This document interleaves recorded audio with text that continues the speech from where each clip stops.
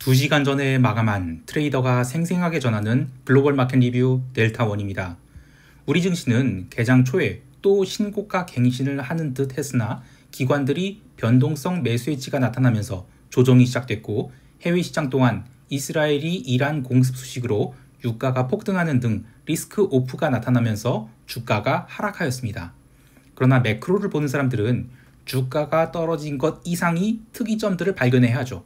채권 시장이 단기물, 장기물, 또 미국채, 유로존 국채 할 것 없이 모두 하락한 것, 그리고 전쟁 이슈치고는 금 가격이 얼마 오르지 않은 것 등인데요.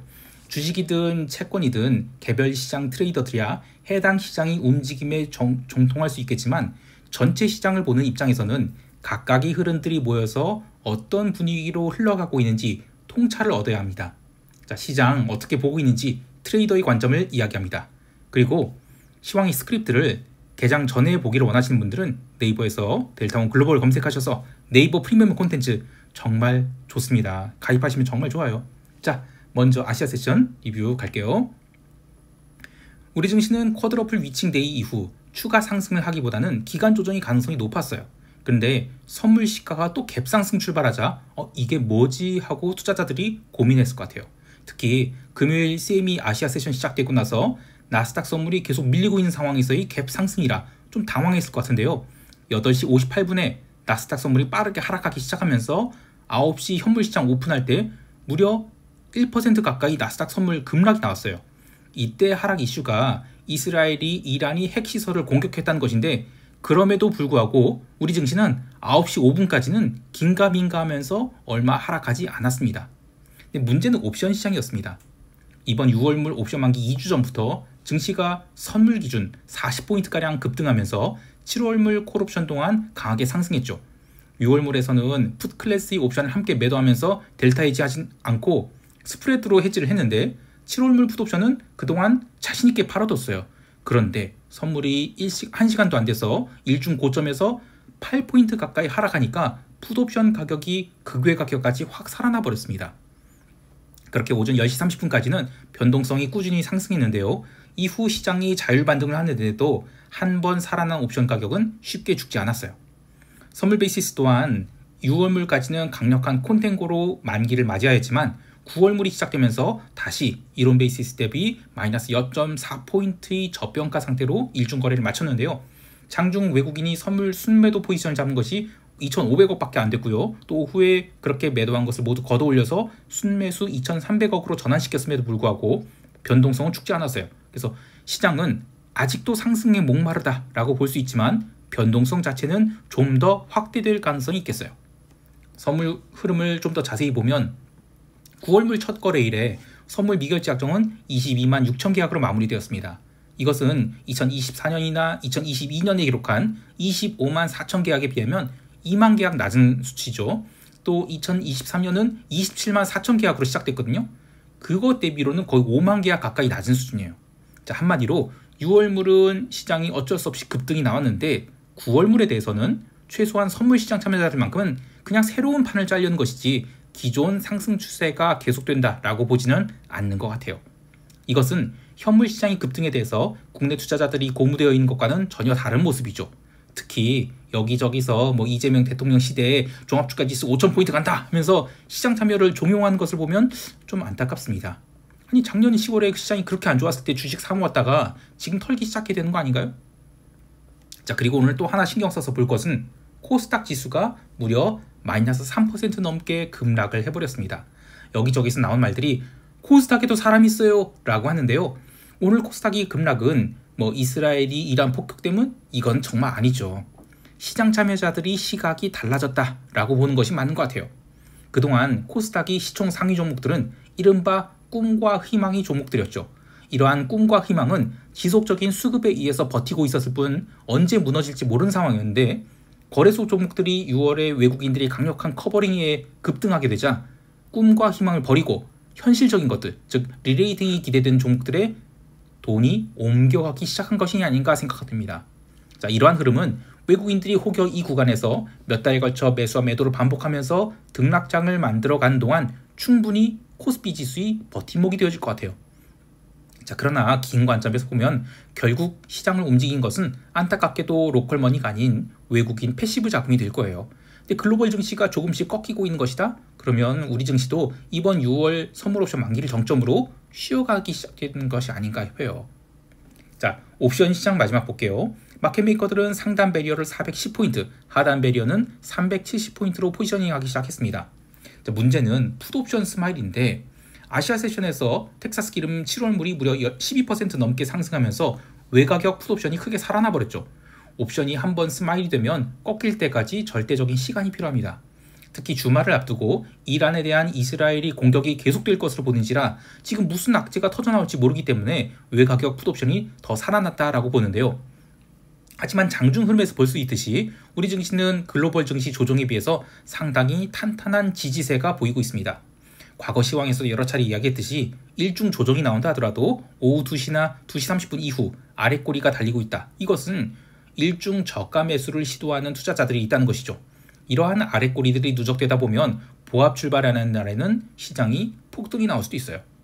자, 또 하나 볼 것은 이번 7월물 옵션 또한 콜 클래스의 유효 미결제 약정이 풋 클래스의 유효 미결제 약정보다 훨씬 많다는 것입니다.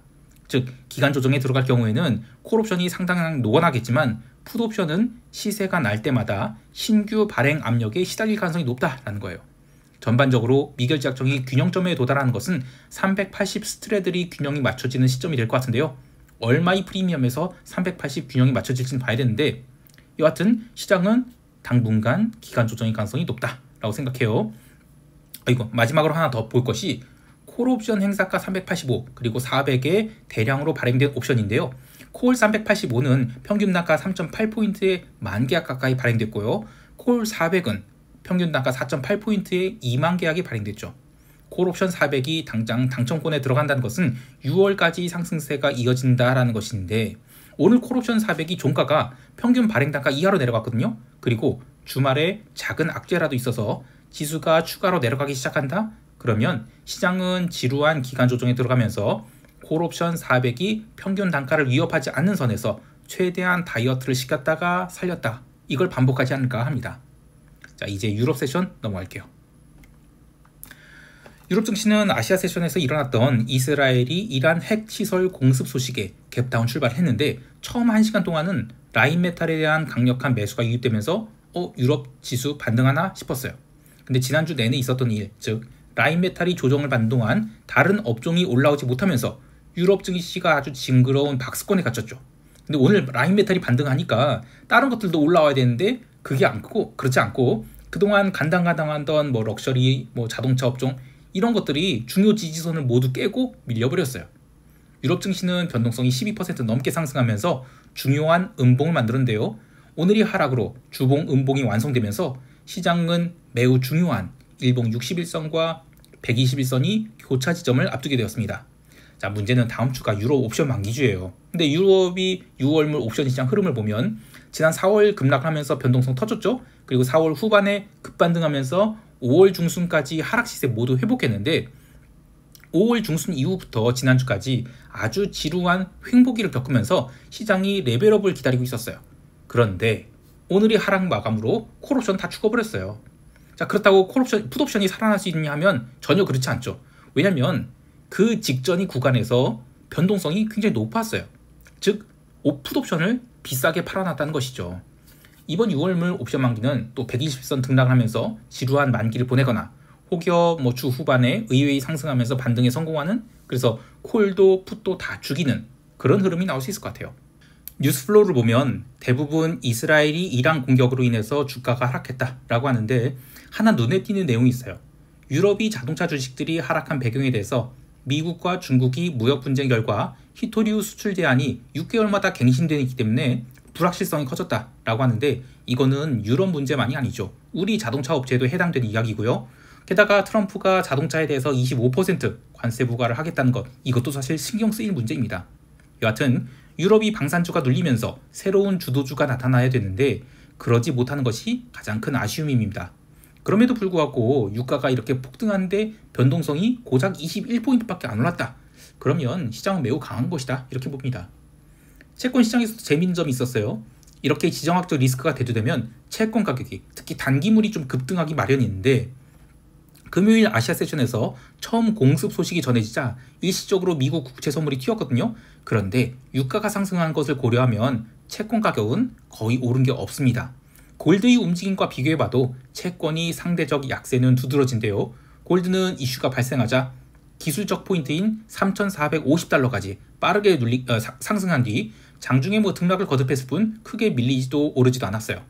하지만 채권 시장은 아시아 세션에서 나름 올랐던 것이 유럽 세션 시작되면서 빠르게 눌리기 시작했고요. 또 미국 세션 들어서도 미시간대 기대 인플레이션 하락 이런 재료에도 전혀 반응하지 않고 새벽 2시 30분까지 주구장창 눌렸습니다. 이러한 움직임의 배경은 지난 3월 초 독일이 재무장 선언을 떠올리게 하는데요. 이때 군비 증강할 것이다. 그러면 그 돈 어디에서 나올 것이냐? 채권 찍지 않겠냐? 그래서 이틀 연속으로 독일 국채가 아주 폭락을 했었죠. 러시아 우크라이나 전쟁에 대한 관심사가 지금 꺼져가고 있는 상황에서 이스라엘 이란 전쟁이 발발하자 유로존 전체의 군비 증강을 위한 채권 발행 증가가 일어나겠구나. 이런 것이 강한 채권 하락의 원인이다. 이렇게 보고 있어요.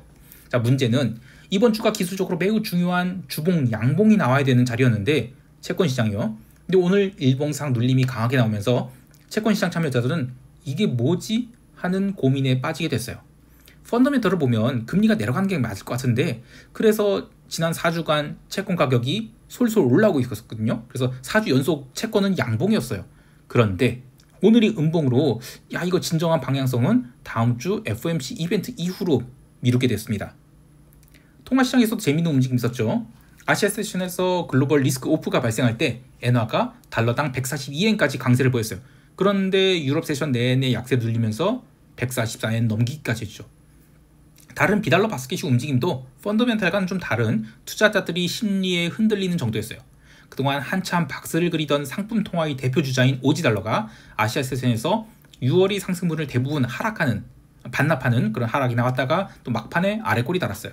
마찬가지로 그동안 신고가 갱신을 해오던 멕시코 페소와 미국 세션 시작할 때만 해도 마이너스 1% 넘는 갭다운 나왔는데 또 장중에는 긴 아래꼬리를 달고 올라왔습니다. 그러니까 즉 통화시장은 아직 전쟁 리스크를 제대로 반영하지 않고 있다 이렇게 보는데요. 다음 주 월요일이 통화선물 만기거든요. 그래서 그 이후의 움직임들이 본격적인 추세 형성이 시발점이 되지 않을까 해요.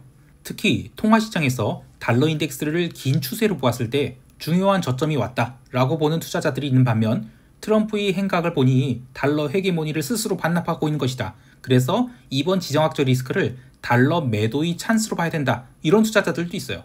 그래서 다음 주가 굉장히 중요할 것 같습니다. 상품 시장에서는 기름이 이스라엘이 이란 공습으로 급등했습니다. 이렇게만 이야기하면 의미 없는 것이죠. 트레이더의 관점에서 이야기해보면 지난주까지 텍사스 기름은 아주 좁은 박스 내에서 2달가량 횡보를 하다가 지난주 금요일에 박스 상단을 돌파했죠. 이때 CT들의 포지션은 중립이었어요. 새로 포지션을 짜기 좋은 상황에서 상방 돌파가 나왔는지라 이번 주에 꾸준히 롱이 들어왔는데 수요일에 원유 재고 발표에 시장이 불붙기 시작했죠. 그리고 목요일 아시아 세션과 유럽 세션에서 조정이 나온 것을 미국 세션에서 모두 말아 올린 뒤 금요일에 강하게 반응한, 그러니까 CT들의 포지션이 상방으로 확실하게 잡힌 한 주였다 이렇게 볼 수 있겠습니다. 지난 상황에서도 말씀드렸듯이 일반적으로 지정학적 리스크나 기상 이슈 같은 시세는 역추세 포지션 잡으면 며칠이든 몇 주 이내에 이익 전환될 수 있는데 이번은 포지션이 텅텅 비어있는 상태에서 CT들이 롱으로 잡기 시작했는데 뭔가 트리거만 발동되면 확실하게 방향성이 정해질 수 있는 상황이었죠. 그래서 함부로 역추세를 잡으면 안 된다. 이런 케이스 스터디로 삼을 만한 굉장히 중요한 시세 흐름이었다라고 봅니다. 아시아 세션에서 기름은 12% 넘게 상승해서 77달러를 기록하기도 했어요. 중요한 것은 오늘의 시세로 기름도 YTD 수익률이 플러스로 돌았다는 것입니다. 장중 71달러에서 여러 차례 바닥을 다진 모습이었는데 이 자리가 YTD 플러스 전환 자리예요. 주말간 어떤 이슈가 나오든 상품 가격들도 하나둘 YTD가 플러스로 돌게 된다? 그러면 이것은 인플레이션 압력이 커지는 신호가 아닐까 해요. 채권 시장, 특히 장기 채권 시장의 하락도 같은 맥락인 것 같습니다. 자, 이제 미국 세션은 넘어갈게요. 미국 지수 선물은 금요일 아시아 세션 시작 후 이스라엘이 이란 공습으로 급락했다라고 하지만 이번 주 수요일 CPI 발표 때부터 시장이 좀 이상하다 싶었어요. 지난 시황에서 설명드렸듯이 CPI가 의외로 약하게 나오면서 지수 선물이 미국 본장 개장 전 강하게 상승했지만 지표의 무게나 수치를 고려하면 이거는 상승 압력이 그리 크지 않았다라고 볼 수 있죠. 그렇게 수요일 하락 마감한 뒤 목요일이 PPI 발표 이후에 시장이 재차 상승 시도를 했지만 마찬가지로 변동성이 살살 올라오면서 상승폭이 매우 제한되었던, 그러니까 트레이더 입장에서는 야 이거 힘이 빠지네, 누가 툭 치면 와르르 무너지겠다, 이런 상황으로 마감되었습니다. 그래서 금요일 아시아 세션 시작 후 이란 핵시설 공습 소식에 미국 지수 선물이 하락할 때 나스닥 선물은 그러지 않아도 전산장이라 유동성이 좀 부족한 상황에서 좀 과한 하락이 나왔다라고 할 수 있겠습니다. 그렇게 나스닥 선물이 마이너스 2%를 찍고 나서 아시아 세션 마칠 때까지 중동에서 뭐 특별한 소식이 나오지 않으면서 좀 지루한 횡보를 하였는데, 미국 세션 들어서 또다시 저가 매수가 들어오면서 오전장 내내 강한 반등을 해서 나스닥 선물은 전일이 시가까지 상승하게 됐죠. 그런데 변동성은 이미 레벨업이 됐어요. 그래서 오후장 들어서 주말 오버나잇 리스크를 부담스러워한 차익 실현성 매도가 나오면서 나스닥 선물은 결국에 마이너스 1%대 하락해서 마무리됩니다. 자, 그런데 그냥 단순히 이란 공습 이슈로 증시가 밀렸다, 이렇게 얘기하면 그냥 뉴스 전달하는 것이죠. 트레이더의 관점에서 어떤 것들이 의미 있는지 이야기해 볼게요. 자, 우선 나스닥이 상대적 강세에 비해서 다우 지수가 매우 강한 하락을 한 것이 눈에 들어와요. 뭐 개별 종목 이슈로는 비자, 아멕스 같은 신용카드 업체의 하락이 의미가 있죠. 이들 신용카드 업체의 대항마로서 스테이블 코인이 부상하고 있다, 이것이 두 종목이 하락에 대한 직접적인 원인이다, 이렇게 얘기하는데, 근데 좀 더 넓게 볼게요. 오늘 하락한 것은 이들만이 아니에요. 그 프록터 앤 갬블, 그 콜게이트 파몰리브, 이런 필수 소비재들, 그리고 홈디포, 월마트, 로스컴퍼니, 이런 유통업체들의 하락도 눈에 들어와요. 그동안 나스닥이 상승을 굳게 따라가던 코스트코 홀세일도 6월 초 이후로 살살 밀리고 있거든요. 그래서 이번 주 CPI 하락을 시장이 꼭 좋게만 보는 것은 아닌 것 같아요. 다음 주 소매 판매 발표되는데 이때 숫자가 좀 시원찮게 나온다? 그러면 굴뚝주들이 아예 급락을 맞는 건 아닌가 걱정이 돼요. 자, 그리고 버크셔 해소웨이. 지금 버핏이 은퇴 후 버크셔가 계속 솔솔솔 하락하고 있거든요. 오늘까지 6주 연속 하락입니다. 이거 결코 좋은 신호가 아니죠. 자, 개별 종목에서는 오라클이 실적 서프라이즈로 연일 급등하면서 신고가 갱신하고 있는데, 오라클은 나이스 종목이지 나스닥 종목이 아닙니다. 시총 또한 나이스 기준으로 7위이지만 나스닥으로 가면 시총 10위에 간신히 걸치는 수준이에요. 마이크로소프트를 필두로 6월까지 쭉 이어지던 급등이 이번 주로 한풀 꺾이는 것으로 봐야 되겠는데요. 당장 다음 주 옵션 만기를 맞이해서 변동성이 추가 상승할 것 같지는 않지만 시장이 최소한 기간 조정 모드로 들어갈 가능성을 생각해야 되겠어요. 자, 이제 시장 총평하면서 대응 전략 이야기할게요. 사실 주말간 어떤 일이 일어날지 모르겠어요. 근데 시장은 최소한 기간 조정 국면에 들어간 것 같아요. 문제는 우리 증시만이 아니라 글로벌 증시 풋옵션 스마일이 빠르게 생기고 있다는 점인데요. 이거 쉽게 이야기하면 적극적으로 돈을 써가면서 하락에 대한 해지를 하고 있다, 이런 의미입니다. 근데 우리 증시는 시장이 밀릴수록 저가 매수를 하려는 투자자들이 늘어날 것 같아요. 이런 것들이 원래 개인 투자자의 특성입니다. 올라갈 때는 팔고 내려갈 때는 매수를 하려는, 그런 역추세 매매를 하려는 성질인데, 최근 시장이 급등에 고무된 투자자들이 지수가 조정을 받을 때마다 매수를 하면서 이 구간에서의 매도 물량을 좀 받아낼 것 같습니다. 자, 여기 하나 더 할 것은 외국계 IB들이 우리 증시에 대해서 지금 비중 확대 의견 내고 있거든요. 그런데 이번 옵션 만기를 기점으로 너무 빨리 올라왔어요. 그래서 사실상 글로벌 증시 YTD 수익률을 대부분 따라갔다라고 봅니다. 그러면 여기서 더 올라가려면 뭔가 이벤트가 필요하죠. 상법 개정이라든지 리레이팅이라든지 이런 것들은 저는 로컬 이슈라 봐요. 그러니까 국내 투자자들이 아니라 외국인 투자자들이 적극적으로 사야 되는데, 이걸 좀 더 구체적으로 얘기하면 의미 있는 볼륨이 업종에서 숫자의 점프가 나와야 되죠. 냉정하게 말해서 삼성전자가 안 움직이면 결국 지수는 박스다, 이거예요. 다음 주는 유럽과 미국의 옵션 만기죠. 그래서 콜옵션이 뚜껑은 닫혔다라고 보기 때문에 우리 증시가 단독으로 추가 상승하기에는 좀 한계가 있을 것 같아요. 근데 그렇다 하더라도 풋옵션 스마일이 만들어지고 있는 상황에서는 일방적으로 상승하기보다는 그냥 의외의 급등락이 반복되는 그런 장이 될 것 같습니다. 자, 정리하면 우리 증시는 일봉이 아랫꼬리를 만드는 저가 매수가 꾸준히 유입될 것을 보고요. 혹여 보합권에서 출발한다, 그러면 레벨업 시도 나올 수 있어요. 근데 콜옵션 행사가 400이 평균 발행 단가 4.8포인트, 이걸 넘어서면 좀 저항을 받지 않을까 싶습니다. 자, 해외 시장에 대해서는 저는 조금 부정적인 생각하고 있습니다. 우리 증시와 달리 유럽이나 미국은 월요일에 추가 하락이 가능성이 높다라고 봐요. 일부 IB들에서 SPX 인덱스 콜옵션 행사가 5,900에 대량이 콜옵션 발행이 있기 때문에 이 옵션을 다음 주에 결제시킬 것인가 아니면 꽝 시킬 것인가에 트레이더들이 좀 집중하고 있다라고 해요. 그 위쪽으로는 콜옵션 행사가 6,200이 있는데 이번 주 수요일 CPI 발표 이후 시장이 힘이 빠지면서 콜옵션 뚜껑이 닫혔죠. 그래서 시장은 아래로는 5,900 그리고 변동성이 추가 상승한다 그러면 5,800선도 볼 수 있다라고 봐요. 시장이 건전한 추가 상승한다 그러면 5,800까지 조정 주는 게 더 좋아요. 여하튼 이번 주 미국 증시 주봉 음봉 기록은 좀 의미가 있는 흐름입니다. 다음 주에는 화요일에 미국 소매 판매 그리고 목요일 새벽에는 FOMC 이벤트, 그런데 그 다음 날은 준틴스 휴장이에요. 그래서 시장이 추가 상승하기보다는 그냥 건전한 조정을 이어가는 그런 한 주가 될 것이다, 이렇게 보고 있습니다. 그 시장 서두에서 언급했던 네이버 검색하시면 델타원 글로벌 이렇게 해서 네이버 프리미엄 콘텐츠인데 정말 좋습니다. 이건 많이 가입 바라고요. 자, 즐거운 주말 되시기 바라고요. 이상 델타원이었습니다. 감사합니다.